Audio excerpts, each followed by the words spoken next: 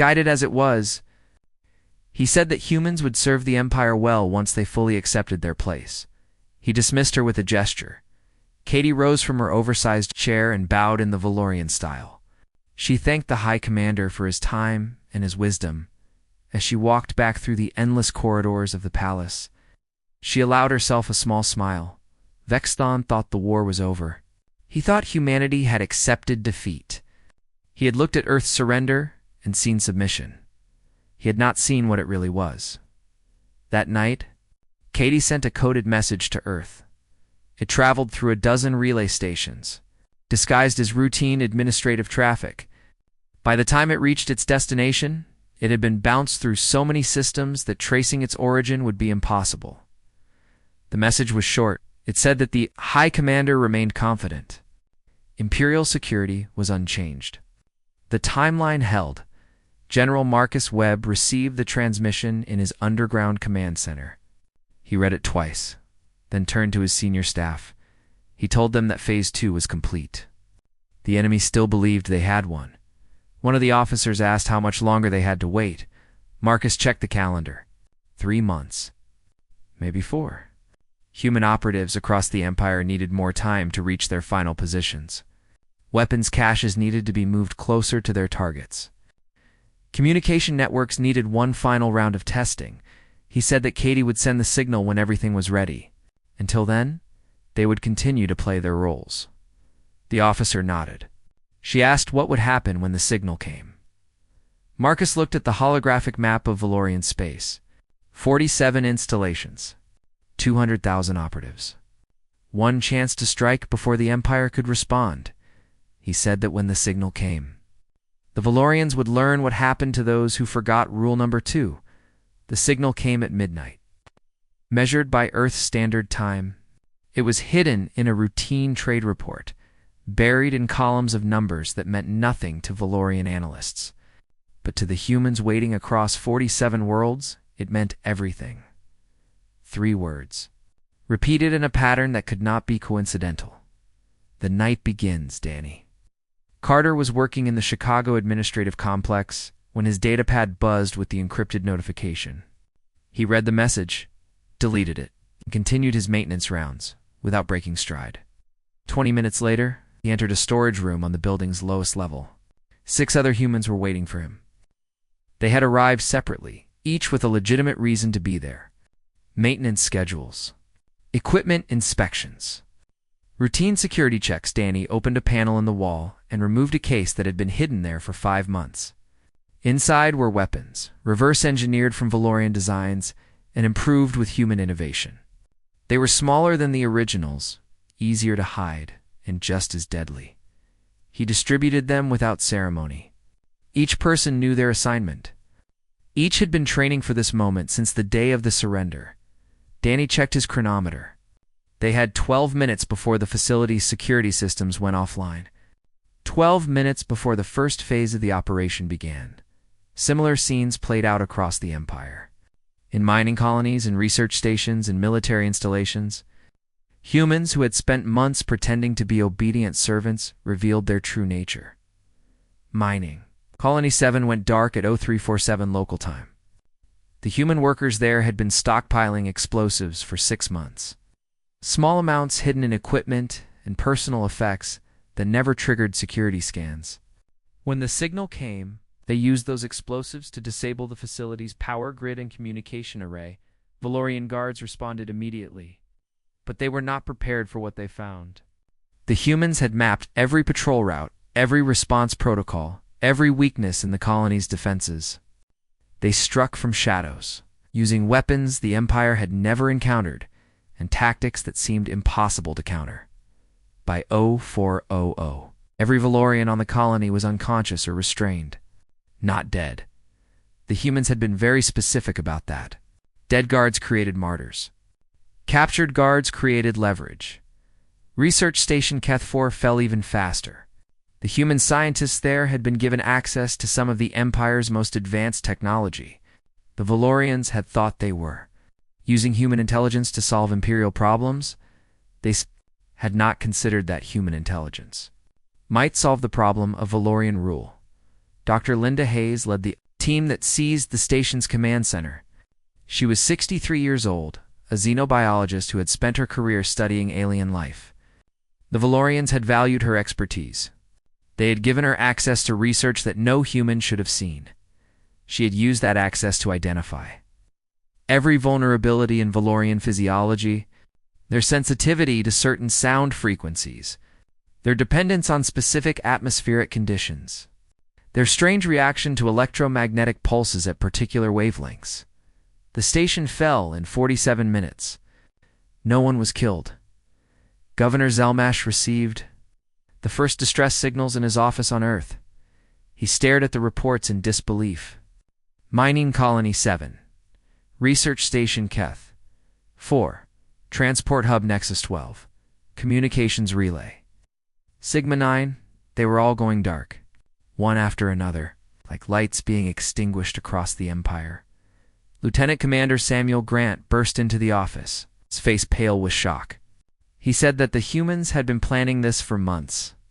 Everything they had done since the surrender has been preparation for this moment.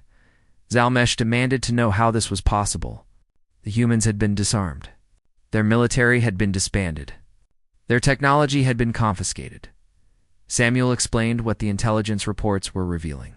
The humans had never stopped fighting. They had simply changed their tactics. Every worker assigned to an Imperial facility had been a soldier in disguise. Every quota met had been a reconnaissance mission. Every act of obedience had been a cover for the real operation. Happening underneath, the governor tried to contact high command on the capital world. The communication channels were filled with distress calls from across the Empire. Commanders screaming for reinforcements, governors reporting the loss of critical installations, military officers describing enemies that seemed to know their every move before they made it. Zalmesh slammed his fist against his desk, cracking the crystalline surface. He demanded to know where the attacks were originating. Who was coordinating this impossible uprising? Samuel pulled up a holographic map of Valorian space. Red icons marked the facilities that had fallen or were under attack. They formed a pattern that spread across the Empire like a disease. He said that the attacks were coming from everywhere. There was no central command to target, no single leader to eliminate. The humans had created a distributed resistance, network that operated independently while working toward common goals. Every installation where humans had been assigned was now a battleground. On the capital world, Katie Morrison watched the chaos unfold from her quarters. She had received confirmation that the first phase was proceeding according to plan. 47 targets had been hit simultaneously. Imperial communications were overwhelmed. The Valorian military was scrambling to respond to threats on multiple fronts. She opened a hidden compartment in her quarters and retrieved a device she had assembled over the past 6 months. It looked like a standard Valorian communication unit, but its internals had been completely rebuilt. She activated it and spoke 3 words. Phase 2 begins. The message traveled across the Empire in seconds, carried on frequencies the Valorians had never thought to monitor. It reached hidden bases on 100 worlds. It activated sleeper cells that had been waiting for months, and it told the human fleet that it was time to move. General Marcus Webb stood on the bridge of the flagship Defiant, watching the stars blur as the ship accelerated toward its destination. The vessel was one of 200 that had been hidden in the outer reaches of Earth's solar system. Built in secret from technology, reverse-engineered from captured. Valorian ships, they were smaller than their Imperial counterparts, faster, more maneuverable, and they carried weapons that the Valorians had never seen. Marcus checked the tactical display. His fleet was moving in perfect formation, approaching the first objective at maximum speed. They would arrive in 6 hours. He turned to his communications officer and ordered a channel. Open to all ships. He said that they had waited a long time for this moment. They had played a role that went against everything they believed. They had bowed their heads and followed orders and pretended to be something they were. Not that time was over. He said that the Empire had made a mistake when they came to Earth. They had seen humanity's surrender and assumed they had one. They had not understood what they were really facing. humans did not give up. They adapted. They planned. They waited for the right moment to strike. And now that moment had arrived. Marcus looked at the stars streaming past the viewport. Somewhere ahead, the Valorian fleet was scrambling to respond to attacks it had never anticipated. Somewhere ahead, the Empire was about to learn a lesson it would never forget. He said that it was time to remind the galaxy why humanity had survived when so many other species had not. It was time to finish what the Valorians had started. High Commander Vexton had never known fear. He had commanded the greatest fleet in the galaxy for 100 years. He had crushed rebellions and conquered worlds and burned civilizations that dared to resist. He was the living symbol of Valorian supremacy. Now he stood on the bridge of his flagship. Watching that supremacy crumble around him, the human fleet had appeared from nowhere. 200 ships, moving in formations that his tactical officers could not predict. They were smaller than Valorian vessels, faster, more agile. They struck at weak points his commanders did not know existed. His fleet was burning. Vexton roared orders at his crew. He demanded reinforcements from the outer sectors. He ordered his remaining ships into defensive positions. He called for status reports from across the Empire. The reports that came back were nightmares. Mining colonies had fallen. Research stations were in human hands.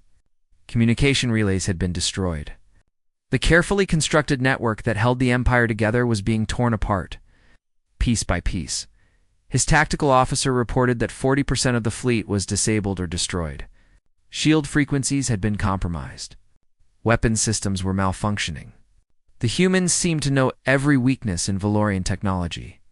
Vexton demanded to know how this was possible. No one could answer him. The main view screen flickered. The face of a human woman appeared, replacing the tactical display. She was older, with tired eyes and steady hands. She wore a military uniform instead of the diplomatic gray he remembered. Katie Morrison had come to collect what was owed. Vexton recognized her immediately. The broken ambassador who had signed away her world, the submissive diplomat who had bowed her head and agreed to every demand. She did not look broken now. He demanded to know what she wanted. He said that the Empire would negotiate. There could be terms. A settlement. Peace was possible if humanity would just stop this madness. Katie's expression did not change. She said that she had a message for the High Commander. She wanted him to understand what was happening and why. Vex single tones. Katie said that when the Valorians came to Earth, they saw a species that was weak and primitive. They saw a civilization that had never left its home system. They saw easy prey. She said that they had not looked deep enough. Humanity had spent 10,000 years fighting itself. They had developed weapons capable of destroying their own world 100 times over. They had turned warfare into an art form, refining their strategies and tactics through endless generations of conflict. When the Valorians arrived, humans recognized that direct resistance was pointless. Their technology was centuries behind. Their fleet was outmatched. A conventional war would end in extinction, so they did what humans always did when faced with impossible odds. They adapted. Every surrender, every act of submission, every bowed head had been a lie. The humans had studied their conquerors with the same intensity they had once studied each other. They had learned Valorian technology and improved upon it. They had mapped the Empire's weaknesses and planned how to exploit them. They had waited for the perfect moment to strike. Vexton interrupted. He said that humans were still outmatched. The Empire had thousands of ships, billions of soldiers, resources that humanity could not imagine. This rebellion would be crushed like all the others. Katie shook her head slowly. She said that the High Commander still did not understand. She said that, across the Empire, the species the Valorians had conquered were watching what was happening. They were seeing a fleet of primitive humans tear through the greatest military in the galaxy. They were seeing an empire that had never been defeated begin to fall. They were learning that the Valorians could be beaten. Vexton felt something cold settle in his chest. He understood finally what the humans had done. They had not just started a rebellion. They had started a revolution, Katie continued. She said that the Valorians had made an error during their first meeting. The High Commander had boasted that his empire did not waste time with honor. They recognized only strength. She said that humans understood strength very well. They had been practicing it for a very long time. Another explosion rocked the flagship. Warning alarms screamed. The tactical officer reported that shield integrity was failing. Hull breaches on multiple decks. Katie said that she had one more thing to tell him. She reminded him of their conversation about the rules of engagement. She had explained that humans had only 2 rules that mattered. Rule number 1, never start a war. Rule number 2, if someone else started a war with humanity, humans would finish it. She said that the Valorians had started this war. When they brought their fleet to Earth, they had demanded surrender and threatened destruction. They had conquered humanity and treated them as slaves. Now humanity was going to finish what the Valorians had begun. The view screen flickered as weapons fire struck the flagship's communication array. Katie's image broke apart and reformed, her voice cutting through the static. She said that the High Commander had forgotten rule number 2.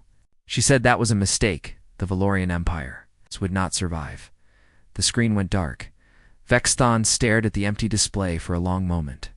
Around him, his bridge crew worked frantically to keep the ship functional. Damage reports flooded in from every section. The flagship was dying. He turned to look out the viewport. The battle raged across the stars, Valorian ships burning alongside human vessels. But the humans were winning. Their ships were faster, their tactics smarter, their crews more determined. And beyond this battle, the Empire was collapsing. The conquered species were rising up. The military was fragmenting. The structure that had taken centuries to build was crumbling in a matter of hours. The tactical officer reported that weapon systems were offline. Engines were failing. Life support was compromised. Vexen closed his eyes. He had conquered 17 star systems. He had crushed every enemy the Empire had ever faced. He had believed, with absolute certainty, that his species was superior to all others. He had been wrong. The final volley struck the flagship's reactor core. The explosion lit the darkness of space like a newborn star. On the bridge of the Defiant, General Marcus Webb watched the Valorian command ship come apart. He felt no satisfaction, only exhaustion. The war was not over. There would be cleanup operations, reconstruction efforts, diplomatic negotiations with newly freed species. But the hardest part was done, Katie. Morrison's face appeared on his private display. She was smiling for the first time since the surrender. She said that Phase 3 was complete. The Valorian fleet was destroyed. The Empire was falling. Marcus asked what came next. Katie said that now came the hard part. Building something better from the wreckage. Helping the conquered species find their freedom. Making sure nothing like this ever happened again. She said that humanity had proven it could win a war. Now they had to prove they could win a peace. Marcus nodded slowly. He turned to look at his crew. Humans who had sacrificed everything for this moment. They had pretended to be slaves. They had hidden their strength. They had waited with patience that should have been impossible. And in the end, they had done what humans always did. They had survived. Outside the viewport, the stars burned bright and steady. 17 systems were free tonight. Billions of beings were waking up to a galaxy without Valorian rule. And somewhere, in the ruins of an empire, a lesson was being learned. Never forget rule number 2. Ing. He had worked in the complex for 5 months without causing any trouble. One evening, Samuel found him accessing a restricted terminal in a storage room that should have been empty. The lieutenant commander drew his weapon and demanded to know what Danny was doing. Danny turned slowly, his hands raised in the universal gesture of surrender. He smiled, calm and unbothered, and explained that he had been assigned to update the security protocols. There had been a glitch in the monitoring system. He was simply doing his job. Samuel demanded proof. Danny produced a datapad with his authorization codes. The orders were signed by the regional administrator. The timestamps were correct. The security clearances were valid. Samuel checked everything 3 times. He ran the codes through the verification system. He cross-referenced the authorization with the master. Database, everything was in order. He lowered his weapon and told Danny to continue his work. Then he left the storage room, his heart pounding for reasons he could not explain. What Samuel did not know was that the authorization codes were real. The regional administrator had signed those orders just as he had signed hundreds of similar orders over the past 6 months. The Valorians had given humans access to their administrative systems because they needed workers who could maintain them. They had not considered what would happen if those workers decided to learn. Across the Empire, similar scenes played out every day. Human scientists in Valorian laboratories memorized weapon specifications and shield frequencies. Human engineers in shipyards studied crystalline hull designs and propulsion systems. Human workers in communication centers mapped the entire Imperial command structure.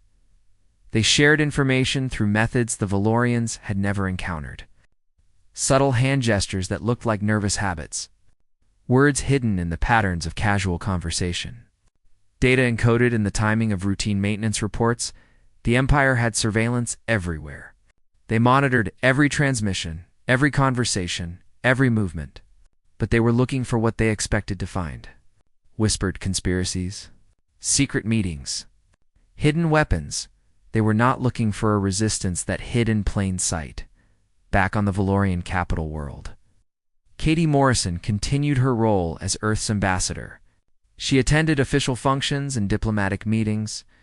She answered questions about human culture and history. She smiled and bowed and played the part of a broken woman representing a broken world in private. She received reports from across the Empire. Each message was encoded in a different way. Some came hidden in trade data. Others arrived as fluctuations in power readings. A few were carried by human workers who had memorized information too, sensitive to transmit. The picture they painted was clear. The Valorians had no idea what was coming. General Marcus Webb coordinated operations from his hidden base on Earth. He had aged 10 years in the 6 months since the surrender. Sleep was a luxury he could not afford. Every decision he made could mean life or death for millions of people. He reviewed the latest intelligence reports with his.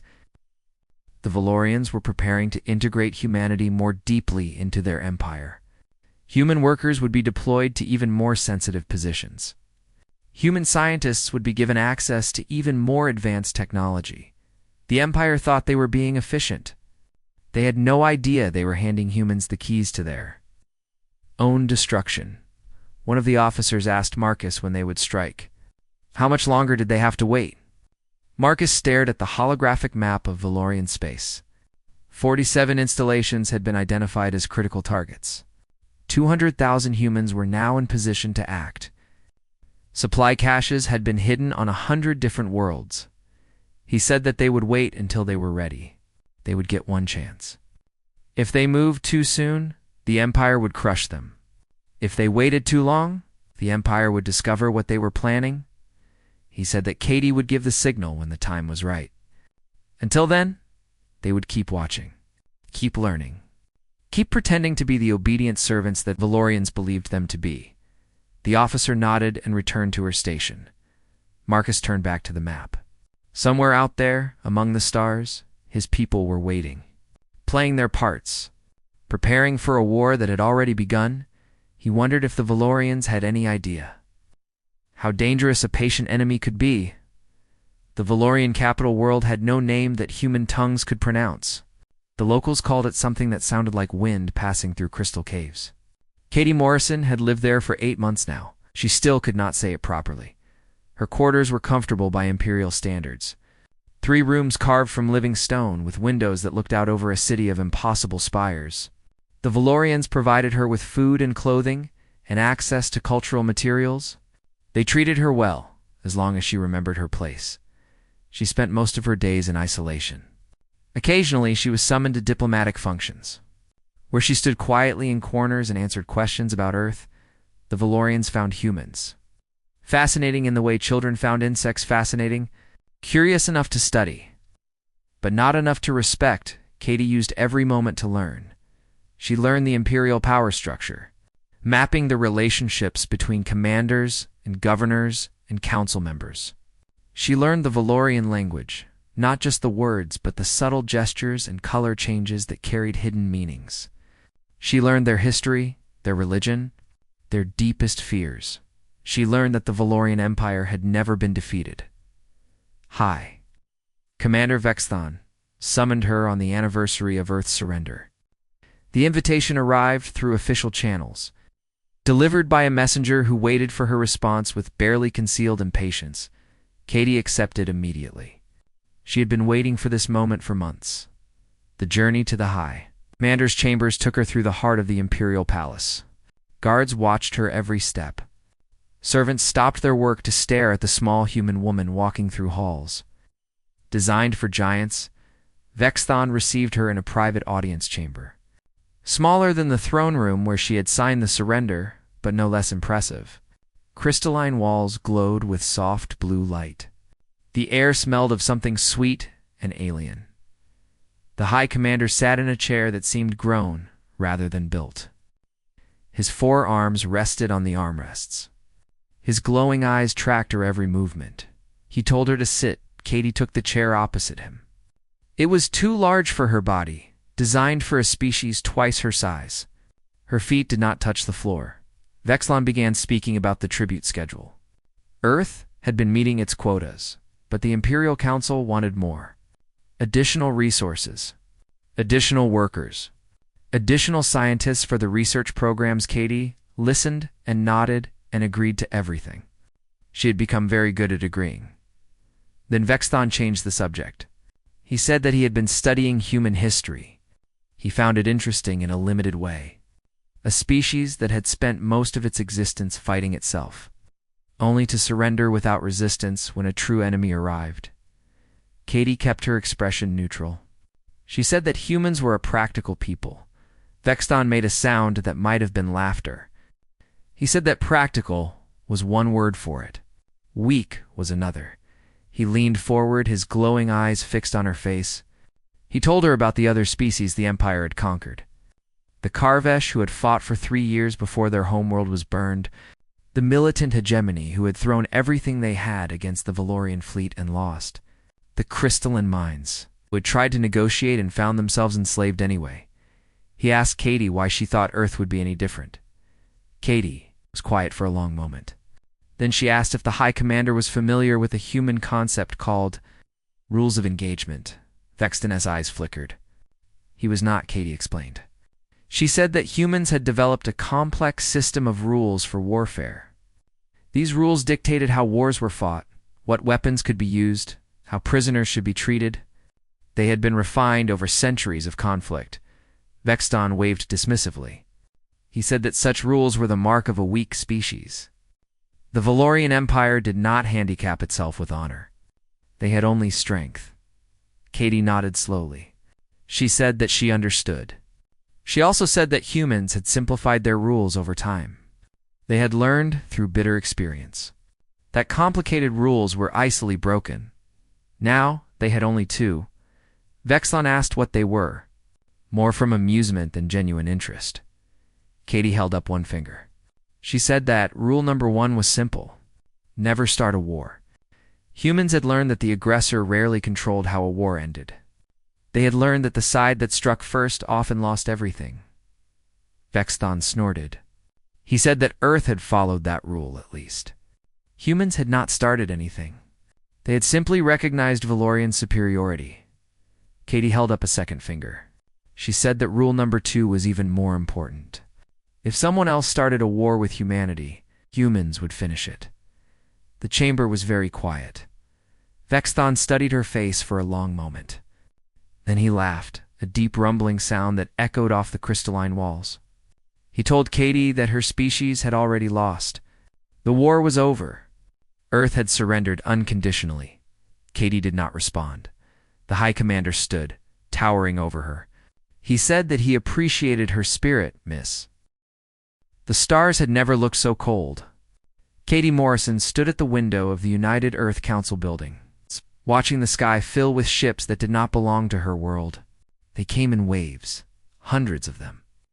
Their crystalline hulls catching the light of the sun and throwing it back in fractured rainbows. Beautiful and terrible, like a storm made of glass. The Valorian Empire had arrived 3 days ago. Their message had been simple: surrender or die. They had given Earth 72 hours to decide. Katie was 51 years old. She had spent 30 years as a diplomat negotiating trade deals and peace treaties and border disputes. She had talked warlords out of genocide and convinced nations to lay down their weapons. She had believed, perhaps foolishly, that words could solve any problem. Now she stood in silence, watching the end of everything she knew. Behind her, the council chamber erupted in chaos. Representatives from every nation on Earth shouted at each other, their voices rising and falling like waves crashing against rocks. Some wanted to fight. Others wanted to surrender. A few simply sat in their chairs, too shocked to speak. General Marcus Webb pushed through the crowd and stood beside her. He was a large man with gray hair and tired eyes. He had commanded Earth's defense forces for 15 years. He had never lost a battle. He told Katie that they could fight. Earth still had ships, weapons, soldiers willing to die for their home. The Valorians were powerful, but they were not invincible. Nothing was invincible. Katie did not turn from the window. She asked him what the odds were. Marcus was quiet for a long moment. Then he admitted the truth. Maybe 1 in 100. Maybe less. The Valorian fleet outnumbered them 10 to 1. Their weapons were centuries more advanced. Their shields could withstand anything Earth had to offer. Katie nodded slowly.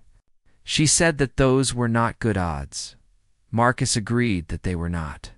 But he said that sometimes you had to fight anyway. Sometimes honor mattered more than survival. Katie finally turned to face him. Her eyes were calm, almost peaceful. She asked Marcus if he remembered what she had told him when they first met. 20 years ago, during the Mars Rebellion, Marcus frowned, trying to remember. Then his expression changed. He said that she had told him that the best way to win a war was to make your enemy think they had already won. Katie smiled. She said that she had not forgotten. The council voted that night. The decision was unanimous. Earth would surrender to the Valorian Empire without conditions. The news spread across the planet like wildfire. Some people wept. Others raged. Many simply stared at their screens in disbelief, unable to process what they were hearing. The human race, which had survived ice ages and plagues and 2 world wars, was giving up without a fight. Katie ignored the protests and the death threats and the demands for her resignation. She had work to do. She spent the next 48 hours in secret. Meetings with people whose names would never appear in any official record. Scientists, engineers, military officers, intelligence agents. Each conversation was brief, and each ended with the same question. Could they do what needed to be done? Every single one of them said yes. On the morning of the surrender, Katie boarded a shuttle bound for the Valorian command ship. She wore a simple gray suit and carried nothing but a datapad containing the terms of Earth's capitulation. She looked like exactly what she was supposed to look like: a defeated diplomat going to sign away her world's freedom. The Valorian ship was massive, larger than any structure Katie had ever seen. Its halls were carved from something that looked like living crystal, walls pulsing with soft light and colors that had no human names. Guards escorted her through endless corridors, their forearms folded across their chests, their eyes watching her with cold amusement. High Commander Vexton received her in a chamber the size of a cathedral. He sat upon a throne of black crystal, surrounded by advisors and warriors and servants. His skin was the color of deep water, and his eyes glowed with an inner fire that made Katie's skin crawl. He did not rise when she entered. He simply watched her approach, his expression somewhere between boredom and contempt. Katie stopped at the designated distance and bowed her head. She presented the datapad and spoke the words she had been given. On behalf of the people of Earth, she offered unconditional surrender to the Valorian Empire. Vexithon took the datapad and handed it to an advisor without looking at it. He told Katie that her species was wise to recognize the inevitable. Other worlds had resisted. Other worlds had burned. Katie kept her eyes on the floor. She said that Earth had no wish to burn. Vexen laughed. It was not a pleasant sound. He said that humans were weak, but practical. He said that they would make useful servants. The terms were read aloud. Earth would pay tribute in resources and labor. Human scientists would be conscripted into Valorian research programs. Human soldiers would be disarmed and reassigned to work crews. The planetary defense grid would be dismantled. Any resistance would be met with immediate and overwhelming force. Katie agreed to everything. She signed where she was told to sign. She answered every question with quiet submission. When it was over, Vexen dismissed her with a wave of his upper right hand. He told her that she would remain on the Valorian capital world as Earth's official representative, a symbol of her planet's obedience. Katie bowed again. She thanked the High Commander for his mercy. As guards escorted her from the chamber, she allowed herself one small moment of satisfaction. The Valorians had not searched her. They had not scanned her neural implant. They had not noticed the microscopic transmitter woven into the fabric of her suit. They had looked at her and seen a beaten woman from a beaten world. They had not seen what she really was. Back on Earth, the dismantling began. Weapons were collected and destroyed. Ships were grounded and stripped for parts. Soldiers traded their uniforms for workers' clothes. To anyone watching, it looked exactly like what it was supposed to look like. A conquered planet accepting its fate. But in basements and bunkers and hidden rooms across the globe, other work was happening. Engineers studied captured Valorian technology with desperate intensity. Scientists mapped the aliens' biology, searching for weaknesses. Military strategists planned operations that would not be executed for months or even years. General Marcus Webb oversaw it all from a secret facility beneath the Rocky Mountains. He received Katie's first transmission 3 weeks after the surrender. It was short. Just a few words encoded in a frequency the Valorians had never encountered. The message said that Phase 1 was complete. The enemy believed they had one. Marcus read it twice. Then he allowed himself a smile. The war had just begun. 6 months had passed since the surrender. The Valorian Empire had absorbed humanity with the same efficiency it had absorbed 17 other species before. Humans now worked in mines on distant moons. They staffed research stations in systems whose names they could not pronounce. They bowed their heads and followed orders and did exactly what they were told. Governor Zalmesh had been placed in charge of the human sector. He was old by Valorian standards. His blue skin faded to a pale gray, his movements slow and deliberate. He had governed conquered peoples for 200 years. He knew the patterns of subjugation better than anyone alive. The humans confused him. They were too cooperative, too organized. When new directives came down from the Imperial Council, they adapted within hours. Production quotas were met with mechanical precision. Labor assignments were completed ahead of schedule. There were no protests, no sabotage, no whispered rebellions. Zalmesh had seen conquered species before. He knew how they behaved. First came shock and grief. Then came anger and resistance. Then, finally, came acceptance and submission. The cycle usually took years. The humans had skipped straight to the end. Lieutenant Commander Samuel Grant served as the military liaison between the Valorian administration and the human workforce. He was young for his rank, promoted quickly after the conquest because he spoke the human language and understood their customs. He spent his days reviewing reports and approving work, assignments, and making sure the humans stayed productive. He was the first to notice that something was wrong. It started with small things. A human worker who seemed to know exactly where every security camera was positioned. A technician who fixed a malfunctioning system before the maintenance order was even filed. A labor crew that reorganized itself with perfect efficiency whenever new members were added. Samuel brought his concerns to Governor Zalmesh during a routine briefing. He explained what he had observed. He suggested that the humans might be coordinating in ways the Empire did not understand. Zalmesh listened with the patience of someone who had heard similar fears 1,000 times before. When Samuel finished, the governor waved one of his forehands dismissively.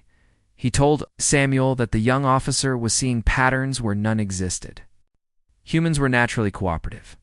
Their entire history was built on collaboration and hierarchy. They were simply well-suited to following orders. Samuel accepted the explanation. He returned to his duties, but he could not shake the feeling that he was missing something important. Danny. Carter was a maintenance technician assigned to the administrative complex in the former city of Chicago. He was 34 years old, quiet and unremarkable, the kind of person that eyes slid past without register.